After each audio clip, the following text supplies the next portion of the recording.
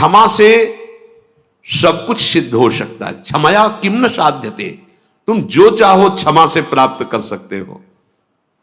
जब आप क्षमा नहीं करते तब आपका पुण्य भजन क्षीण होने लगता है, क्योंकि जो सोचोगे इसको दंड होना चाहिए, अगर वो दंड मिला तो आपकी पूंजी से जा रहा है ना वो, और क्षमा कर दिया तो पूंजी सुरक्षित और भाव भगवान को वश में करने वाला बन जाएगा।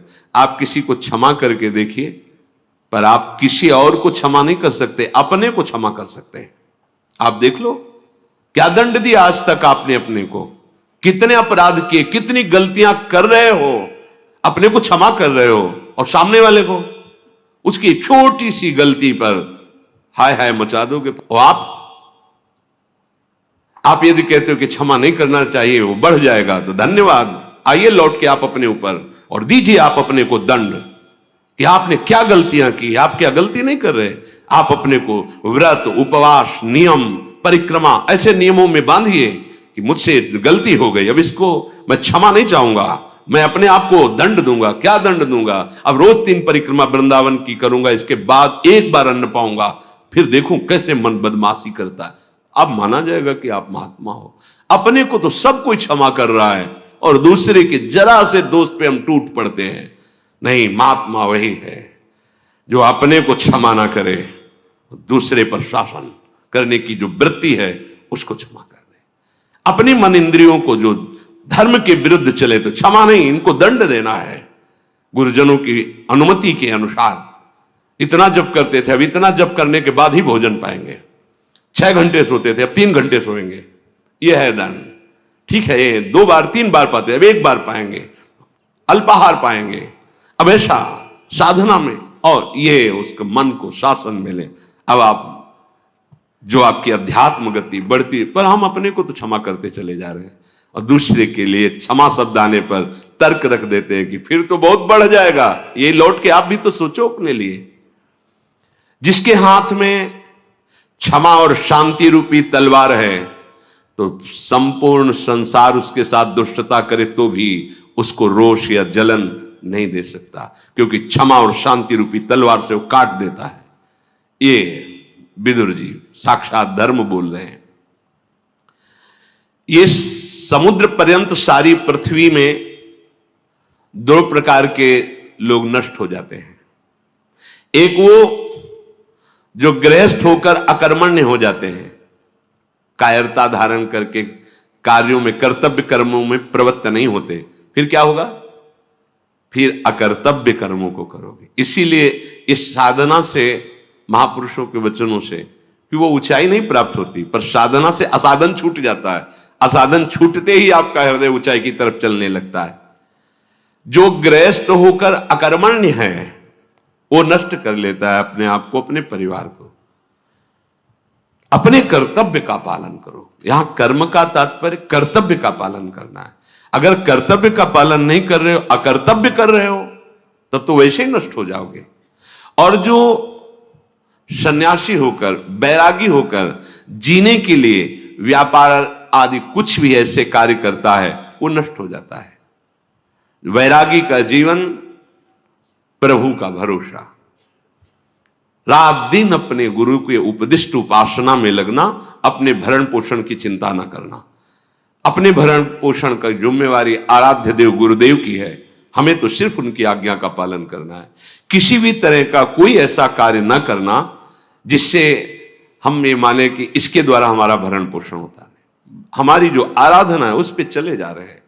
योगक्षेमम वहां में हम गुरुदेव करेंगे, आराध्य देव करेंगे। सन्यासी होकर के कार्यों में लगना, अर्थ प्राप्ति के लिए, सुख भोग के लिए, नाना प्रकार नहीं, आपका एक ही कार्य है, निरंतर चित्त वृत्ति को भगवदाकार करना। आपके शरीर का भरण पोषण, समाज की व्यवस्था, ये सब भागवती प्रभाव से होगी। आपको इसके लिए उपाय नहीं करना है, इसके लिए उपाय नहीं करना है। अपने सारी की सारी ऊर्जा शक्ति भजन में, भगवत चिंतन में, और उसी से जगत मंगल, सर्वे भवन्तु सुखिना। हमारे भजन का फल सर्वे भवन्तु सुखिना, सब सुखी हो, सब स्वस्थ रहे, सबकी बुद्धि धर्म में लगे, सब भगवान का भजन करते हुए आनंद को प्राप्त हो। हमारा उपाय केवल परमार्थ की वृत्ति, निरंतर भजन, निरंतर उपासना में लगे रहना। अन्य कोई ऐसे नौकरी व्यापार आदि ऐसा नहीं कि आप वैरागी वेश धारण किए हुए हैं और आप धनोपार्जन के लिए किन्हीं क्रियाओं में लगे हैं। नहीं नहीं, ऐसा नहीं, मर्यादा है। आप गृहस्थ हैं तो आप ऐसा, इसीलिए अगस्त्य जी ने इंद्रद्युम्न राजा को शाप दिया था, तुम राजपद कर्तव्य कर्म का त्याग करके किस ऋषि से आज्ञा ली, किस ऋषि से विरक्त भाव लिया, आप कैसे बैठे हो? तभी कहा जा हाथी हो जा, शाप दिया था। गृहस्थ होकर के अपनी मर्यादा से चलो, प्रभु का भजन करना, सेवा करना, नाम स्मरण करते हुए कर्तव्य कर्मों को करना, रात दिन मेहनत करो, कर्तव्य कर्म करो, समाज को सुख पहुंचाओ, परिवार को सुख पहुंचाओ, वो सब प्रभु को समर्पित कर दो, वही भगवत प्राप्ति करा देगा। गृहस्थ होकर अकर्मण्य होना और सन्यासी होकर के, विरक्त होकर के अपने भरण पोषण के लिए कुछ करना, कर्मण्यता ये नहीं। वैरागी तो निरंतर चेतना जागृत से लेकर मृत्यु तक हमारा एक ही उद्देश्य है, तपस्या, भजन, शांति, सारे जगत का मंगल। ये हमारी सेवा, ये हमारी सेवा है। इसके लिए नहीं कोई बड़े परोपकार, ये परोपकार नहीं, ये हमारी सेवा है, हमारे मालिक का आदेश है। खूब भजन करो, संयम से रहो और सबका मंगल, सब जगत का सुख का हेतु बनो। विदुर जी कह रहे हैं जो कठोर बोलता है, दुष्ट पुरुषों का आदर करता है, वो पतित हो जाता है। जो कभी कठोर नहीं बोलता, दुष्टों का संग नहीं करता, वो इस लोक में भी और परलोक में भी आदर पाता है। जो शक्तिशाली होने पर क्षमा करता है और बहुत धन ना होने पर भी दान करता है, दूसरों की सेवा में लगाता है, देवता लोग इंतजार करते हैं कि वो कब आएगा हमारे स्वर्गलोक में। न्यायपूर्वक उपार्जित किए हुए धन के दो दुरुपयोग हैं। अपात्र को दे देना, धन बहुत सोच समझ के देना चाहिए। भोजन और पानी किसी को भी दे सकते हो, प्राण पोषण करने वाले अंदर भगवान बैठे, लो खाओ, भोजन पालो, कोई भी आए दे दो। धन देने के लिए विवेक की आवश्यकता है। अपात्र को दिया हुआ धन आपकी दुर्गति करवा सकता है। वो आपके धन से मदिरा पान करे, जुआ खेले, वैश्यागमन करे, तो आपने पात्रता देख के नहीं दी ना, तो फिर वो आप हुए ना उसके बढ़ावा देने वाले। इसलिए दान शब्द जो है इसमें कह रहे न्यायागतस्य द्रव्यस्य बोधव्यो द्वावतिक्रमौ अपात्रे प्रतिपतिश्च पात्रे चा प्रतिपादनम। जब आपको पात्र मिला तो दिया नहीं और अपात्र को धन दे दिया तो ये धन आपका व्यर्थ गया, आपको पतित करा देगा। इसीलिए धन देने के लिए बहुत पात्रता का निर्णय करें। हाँ, जहां आपको दिखाई दे रहा सत्य है, धर्म है, भगवत सेवा है, जगत मंगल है, वो ठीक है। अब वो आदमी आपसे पैसा लिया, फिर शराब पिया या गंदे आचरण किए, बहुत धन देने में सावधान। वो भोजन पानी देने में किसी को भी पवा सकते हो, वो कैसा भी जीव है, वो जब तो अहम वैश्वानरो भूत्वा प्राणी नाम देह माश्रिता, भगवान सबके हृदय में वो अन्न पचाने के लिए बैठे हुए हैं, वो देने में कोई बात नहीं है। विदुर जी कह रहे हैं, ये ध्यान से सुनो, ये अकाल मृत्यु प्रदान करने वाली बात है। जो हरणम च परश्वानाम परदाराभिमर्शनम सुहृदश्च परित्यागस त्रयो दोषः क्षयावह। आयु नष्ट हो जाती। मान लो आपकी 80 वर्ष की आयु निश्चित की गई, अब आपने ऐसे आचरण शुरू कर दिए तो आपकी आयु नष्ट होना प्रारंभ हो जाएगी, आप अकाल मृत्यु के शिकार हो जाएंगे। क्या? दूसरे की स्त्री को फुसला करके विश्वासघात, मान लो उसके पति से मित्रता की, बड़ा विश्वास दिला और उसकी स्त्री का दुर्वासना का खेल, अब आपकी आयु नष्ट होगी। देख लो, इतिहास साक्षी है, नष्ट होना पड़ा।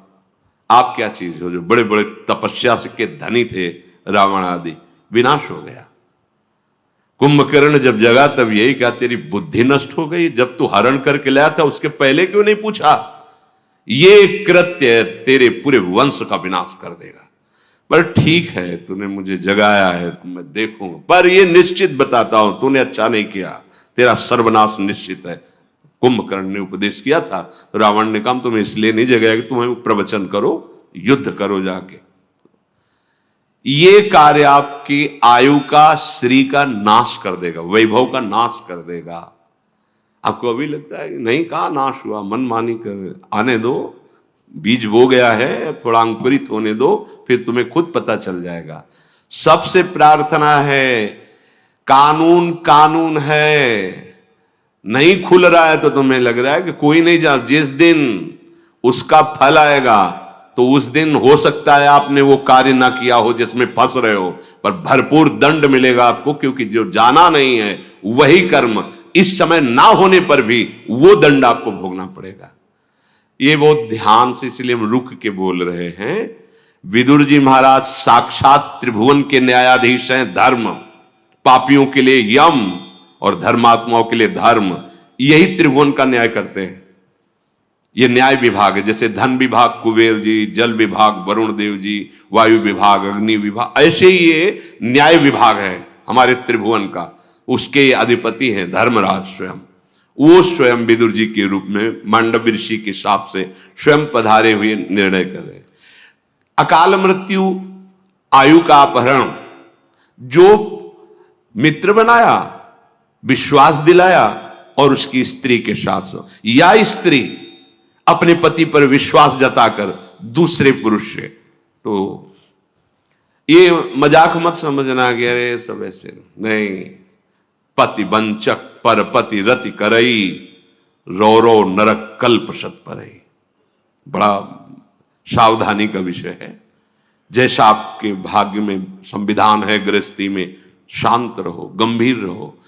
ये कुछ नहीं है इधर उधर रूप रंग देखकर जो मनमानी आचरण, ये तुम्हारी आयु को, तुम्हारी श्री को नष्ट कर देंगे।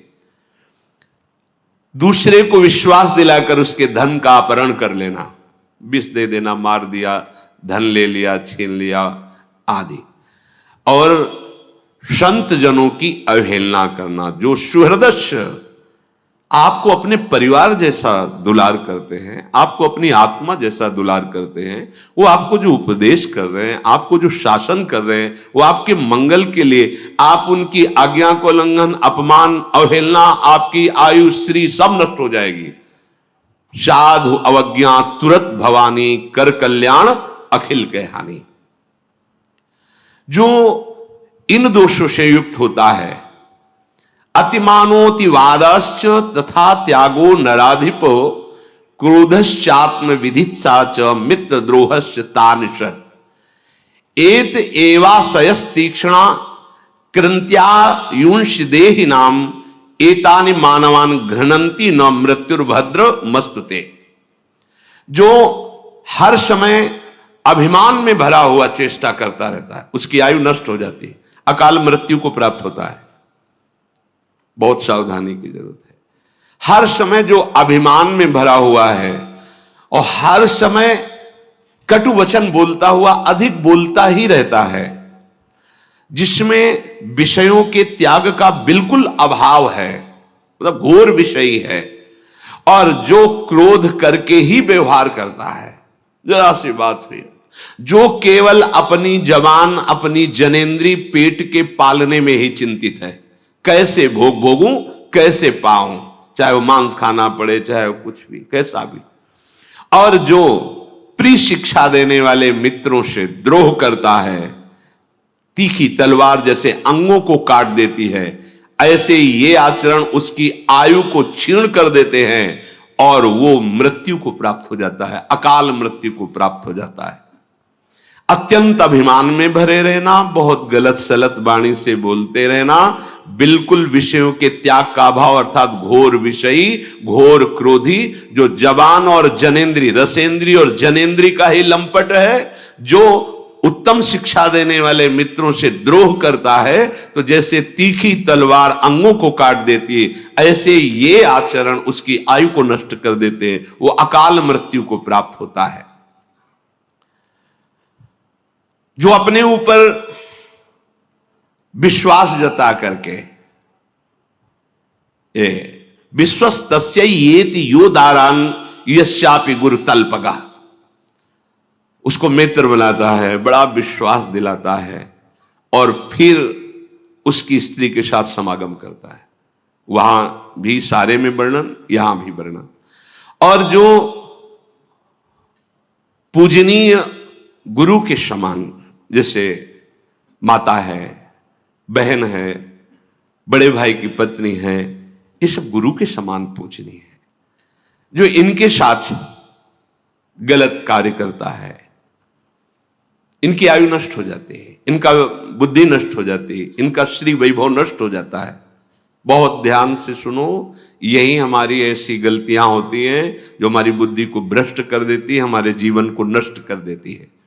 पहला, किसी से भी मित्रता करके ऐसी भावना मत करो कि उसके घर में जाकर विश्वासघात करो उनकी पत्नी के साथ, ऐसा। और जो आपकी पूज्या है, जैसे माँ है, बहन है, बेटी है, बड़े भाई की पत्नी माता के समान मानी गई है, पूर्व में चरण छूते हैं, मां के समान उसको समझते हैं, तो इनको गुरु तुल्य मानना। जैसे हम गुरु को आदर से देखते हैं, ऐसे बेटी के प्रति, बहन के प्रति, अपनी माता के प्रति, ऐसे बड़े भाई की पत्नी के प्रति हम ऐसे भाव, अगर ये इनके साथ गलत भाव, तो आपकी आयु नष्ट हो जाएगी, आपकी श्री कीर्ति नष्ट हो जाएगी। जो किसी के भी साथ जो नीच आचरण वाली स्त्रियां हैं, अर्थात जो अर्थ आदि के लिए अपने देह को बेचती, ऐसों के साथ उसकी आयु नष्ट हो जाती है, उसका श्री कीर्ति नष्ट हो जाती है। और जो ब्रह्म ऋषियों की प्रति अपराध कर देता है किसी भी तरह का, जैसे रसिक मुरारी जी के चरित्र में आया कि राजा ने जब देखा बहुत संत सेवा हो रही तो उन्होंने वहां अपना अधिकार जताना, नष्ट हो जाओगे। जो भागवत धर्म की सेवा में भागवत भाव को प्राप्त हुए जन है, तो सारा वैभव उनके चरणों में लुटता है। यदि आप शासक होकर, बड़े अधिकारी होकर या आप बलवान होकर उसका अपहरण करते हैं तो आपकी आयु नष्ट हो जाएगी, आपका श्री तेज पुण्य नष्ट हो जाएगा। जो किसी भी अहम में आकर के ऐसे जनों से सेवा कार्य के लिए आज्ञा करता है, संत जनों से, जो ब्रह्म ऋषि जन है, भगवत आराधन परायण है, आप बलवान हैं, आप पदाधिकारी, आप ऐसा, और आप उनसे आज्ञा करते हैं, तो आपके सुकृत नष्ट हो जाएंगे, आपकी आयु नष्ट हो जाएगी। जो आपकी शरण में आ गया है, अब चाहे अपने प्राण देने पड़े पर उसका अहित नहीं होने देंगे। अगर वो शरणागत जो आपके समीप आया है, आपने धोखेबाजी करके उसकी हत्या करवा दी या आपने कर दी, तो इन सब की आयु चाहे जितना प्रायश्चित करें, इनकी आयु लिखा है, प्रायश्चित करने पर भी वेदों की आज्ञा है, सिद्धांत है कि उसकी आयु और वैभव नष्ट हो जाएगा। समय का इंतजार करो, ना तो ऐसे लोगों का संग करे, ना ऐसे कार्य करे। बार बार सबसे प्रार्थना की है, शराब मत पिए। क्यों? क्योंकि ये दोष बहुत भयंकर प्रकट हो जाएगा। जब आप मदिरा के नशे में होंगे तो आपको ये नहीं दिखाई देगा कि सामने कौन है, न बोलने में, न क्रिया में, न चेष्टा में, न चिंतन में, क्योंकि उसका काम ही है बुद्धि को भ्रष्ट कर देना। इसीलिए मना करते हैं हाथ जोड़कर, न तुम्हारे स्वास्थ्य के लिए अच्छा है, न तुम्हारे परलोक के लिए अच्छा है, न समाज के लिए अच्छा है, किसी भी तरह से अच्छा नहीं।